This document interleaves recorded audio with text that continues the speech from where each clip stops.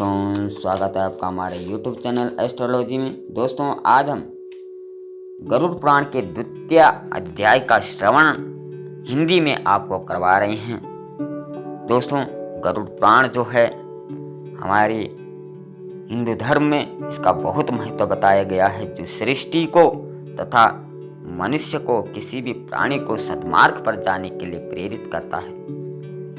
यह हमें बताता है कि नीति क्या है, वचन क्या है, परोपकार की भावना क्या है और मानवता का वास्तविक अर्थ क्या है। आज हम इस द्वितीय अध्याय में आपको यमलोक की यात्रा का वर्णन कराएंगे तथा वैतरणी नदी से पापी प्राणी किस तरीके से कष्ट भोगता हुआ जाता है, किन किन लोकों में वह प्रवेश करता है, कैसी कैसी यातनाओं को भोगता हुआ अपने कर्मों को भोगता है, किस तरीके से इसमें दान का महत्व बताया गया है, किस तरीके से इसमें अन्य कर्मों को महत्व दिया गया है।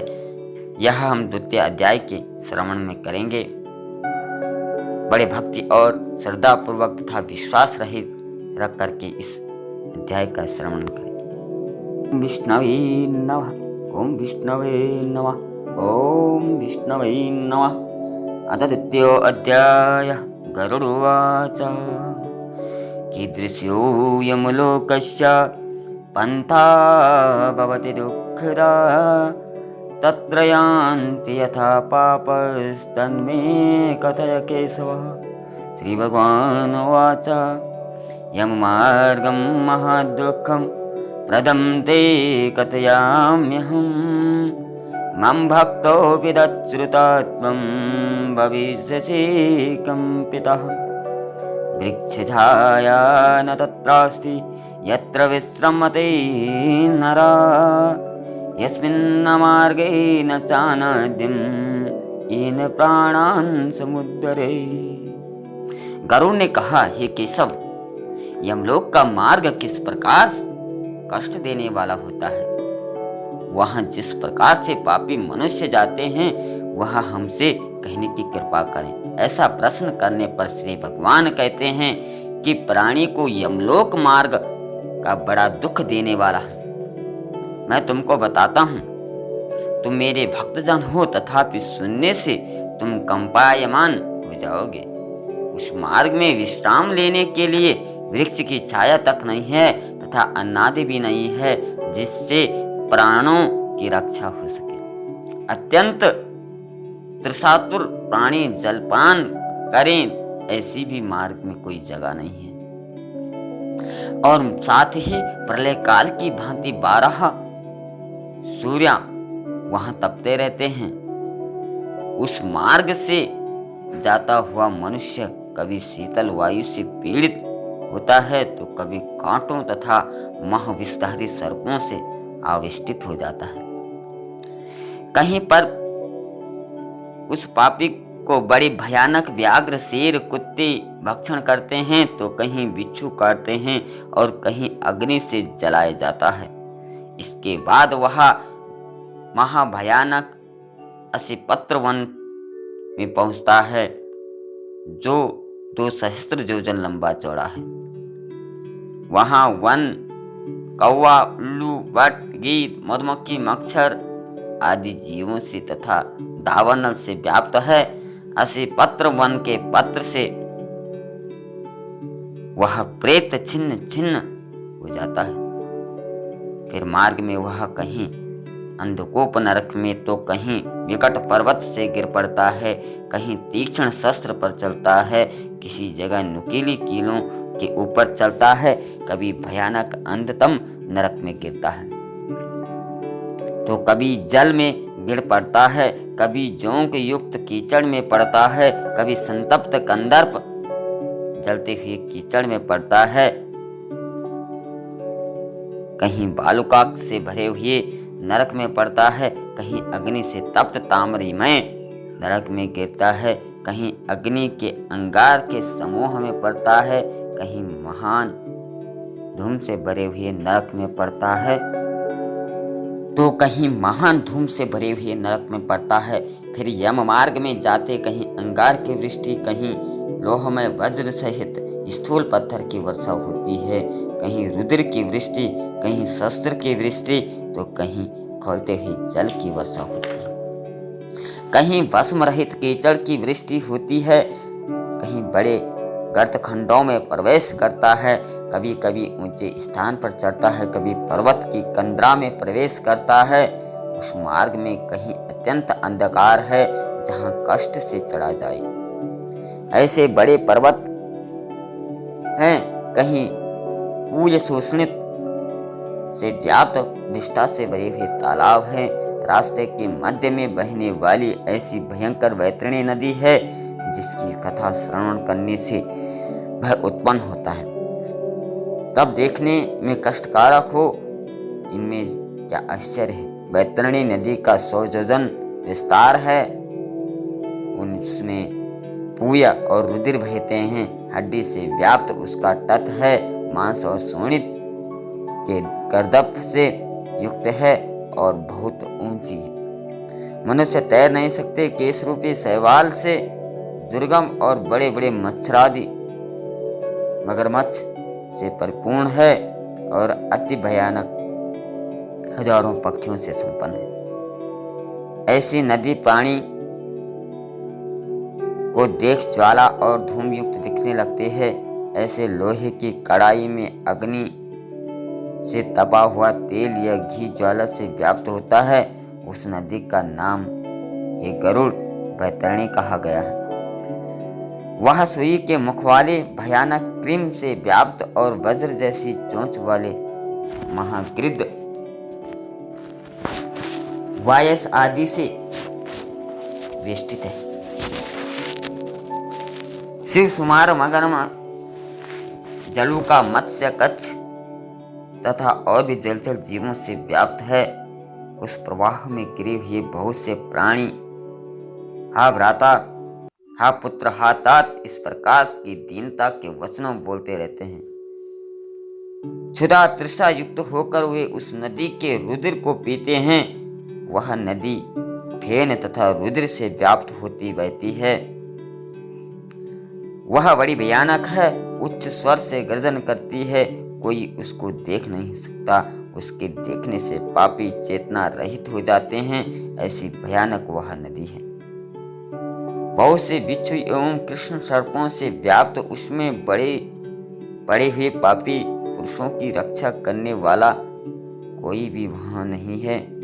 नदी से अनंत आवर्तों से पापी पाताल को जाते हैं, क्षण मात्र पाताल में रहते हैं, पुनः क्षण मात्र में नदी के ऊपर आ जाते हैं। वे गरुड़ ऐसी वह नदी पापी पुरुष के गिरने के लिए रची गई है। उस नदी का पार नहीं दिखता और किसी से तैर नहीं जाए। ऐसी ही दुखदायक वैतरणी नदी का वर्णन किया है। इस तरह से अनेक प्रकार के क्लेश जिसमें हैं, ऐसे दुखदायक यम मार्ग में पापी पुरुष रोते चिल्लाते तथा दुखित होकर जाते हैं। उस मार्ग से कोई पापी जीव पास से बंधे हुए, कोई अंकुश से खींचे हुए, कोई शस्त्र से अग्रभाग से पीठ में छेदते हुए ले जाते हैं। यमदूत किसी नासिका के अग्रभाग में पास बांधकर, किसी के कान में पास बांधकर और किसी को काल पास में बांधकर खींचते हैं। कितने पापी ग्रीवा में, भुजा में, पैर में, श्रृंखला में बंधे हुए जाते हैं। कितने लोहे के समूहों को मस्तक पर रखकर रास्ते चलते हैं। कितने ही को भयानक यमदूत मुदाग्न से ताड़ित करते हैं और मुख से रुधिर वमन कर उसके रुधिर से पापी भक्षण करते हैं। इस प्रकार अत्यंत दुखी हो अपने किए हुए कर्मों को भोगते हैं, यमलोक को जाते हैं। फिर भी मंद बुद्धि पुरुष पुत्र पौत्रादि का स्मरण करता हुआ हाहाकार करता, रोता हुआ पश्चाताप करता है। कहा भी गया है, मया न दत्तम न हुतम हुतास्ने तपो न तप्तम त्रिदशो न पूजिता न तीर्थ सेवा विहिता विद्यनो देहिन क्वचिन्न सरयतया कृतम। वह सोचता है कि बड़े पुण्य से मनुष्य का जन्म मिलता है, उसे प्राप्त भगवत धर्म का आराधन मैं इसी ने नहीं किया। देखो यह भूल मैंने की है। दान, अग्नि में हवन, तप, देवताओं की पूजा विधि विधान से तीर्थ सेवा आदि नहीं की। ये जीव तुमने निंदनीय कार्य किए हैं, अतः तुम अपने किए हुए दंड का मार्ग भोगो। इस प्रकार आत्मा को संबोधित करते हुए उपदेश करता है। ये जीव ब्राह्मणों की पूजा, गंगा जल का पान, सत्पुरुषों की सेवा, परोपकार आदि नहीं किया। ये जीवात्मा तुम्हारे किए हुए कर्म के फल भी भोगो। पशु पक्षियों के लिए वन में वापी, कूप, तड़ाग आदि नहीं खुदवाया और गौ ब्राह्मण वृत्ति के लिए कुछ भी धन खर्च नहीं किया। अतः वे जीवात्मन तुम अपने किए हुए कर्मों को भोगो। अन्न दान नहीं किया और एक दिन में एक गौ तृप्त को उतना भी तृणदान नहीं किया। स्नान, संध्या, जप, होम, स्वाध्याय और देवार्चना आदि नहीं की। वेद शास्त्र यथार्थ वचन नहीं मानी। पुराण की कथा का श्रवण नहीं किया और पुराण के बनाने वाले व्यास जी की पूजा नहीं की। इसीलिए जीवात्मन अब अपने किए हुए कर्मों को भोगो। मैंने स्त्री जन्म धारण कर स्वामी का हित नहीं किया, प्रिय वचन भी नहीं बोली, पवित्र पतिव्रत धर्म का पालन नहीं किया, धर्म से च्युत रही, किसी दिन गुरु का सत्कार नहीं किया। इस कारण ही जीवात्मन अब किए हुए कर्मों को तुम भोगो।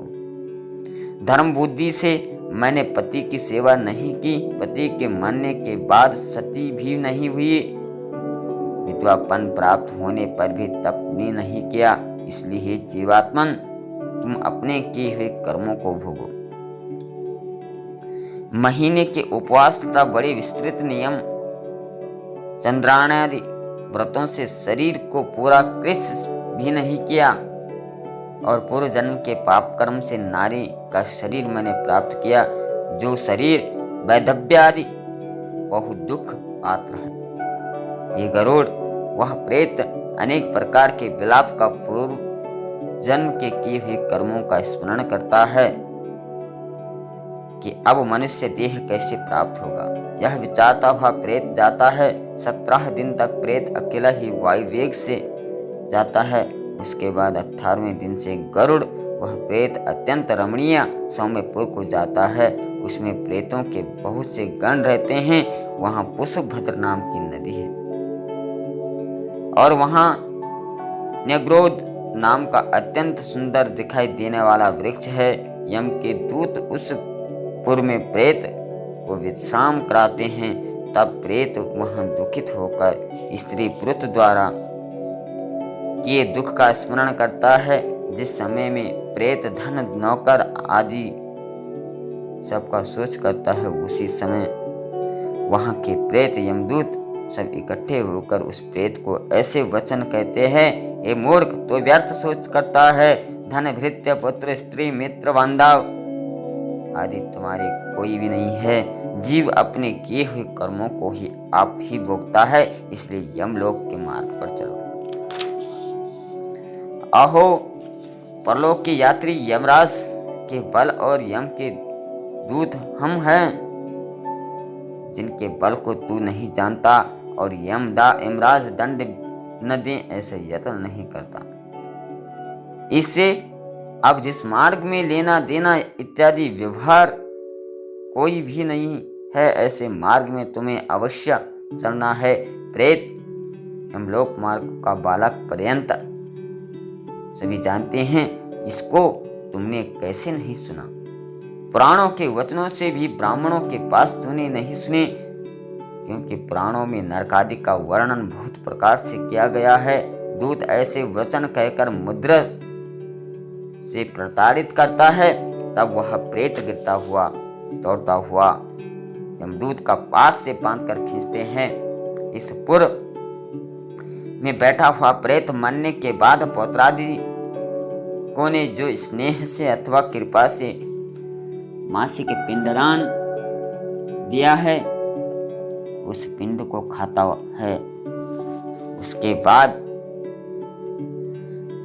सौरीपुर को जाता है, जिस पुर में काल के रूप में धारण वाला जंगम नाम वाला राजा है, जिससे प्रेत भयभीत हो विश्राम चाहता है।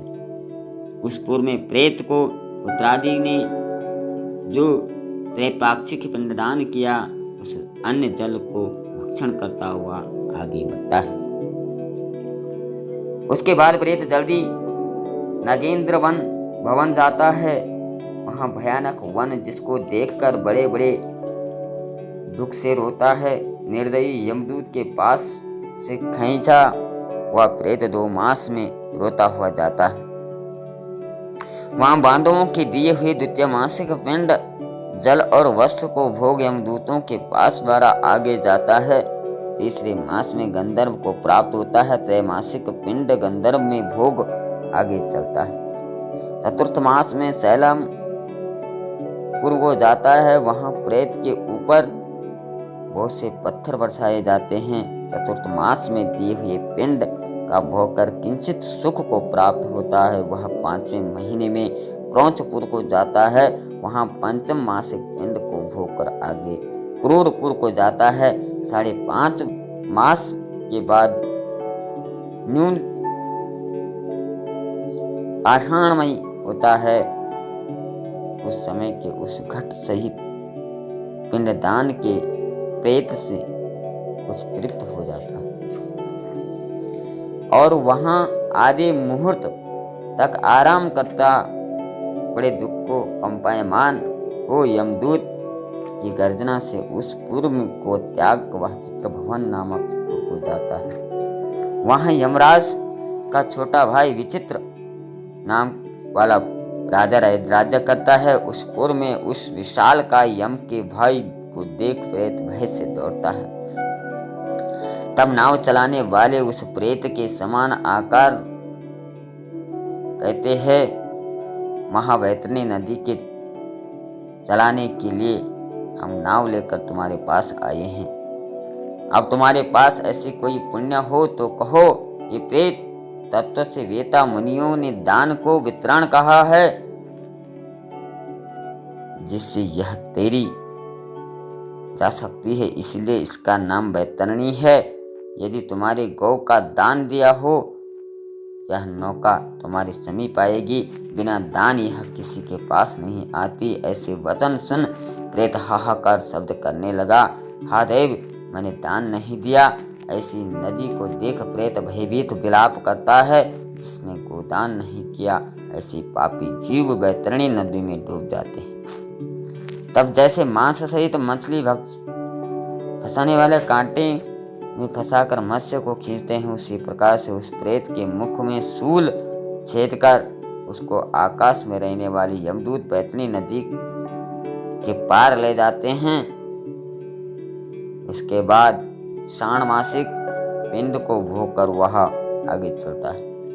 फिर भी मार्ग में अत्यधिक क्षुधा युक्त होकर विलाप करता हुआ 7वें महीने में वह वादपुर को जाता है। वहां पुत्रादियों के दिए हुए 7वें मासिक पिंड को भोगता है।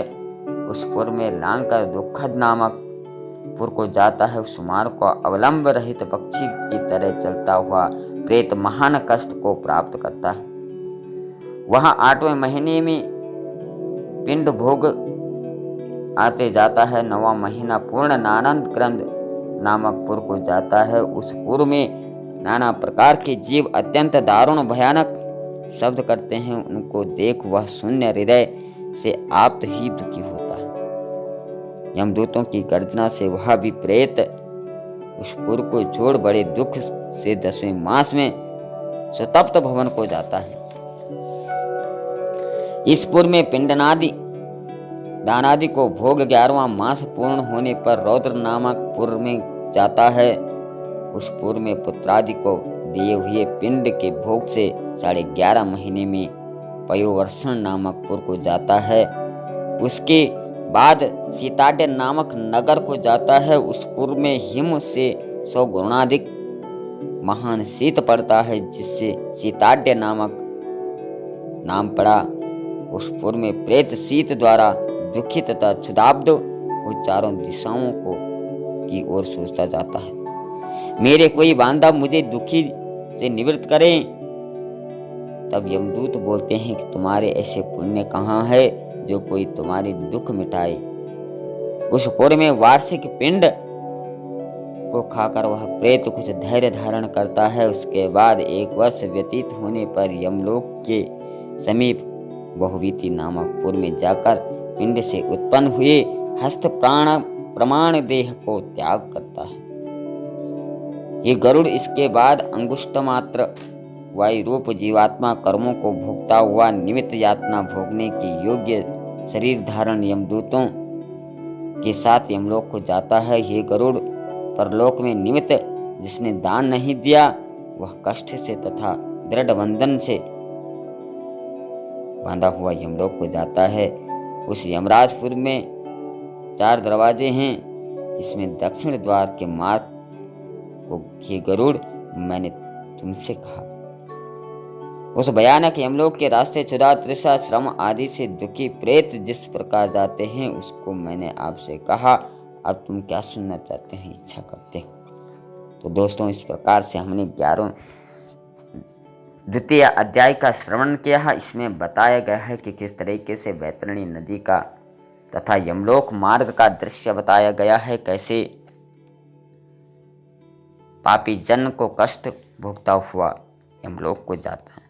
आशा है वीडियो पसंद आई होगी। वीडियो पसंद आई लाइक शेयर सब्सक्राइब जरूर करें। आज के लिए इतना ही। जय श्री कृष्ण।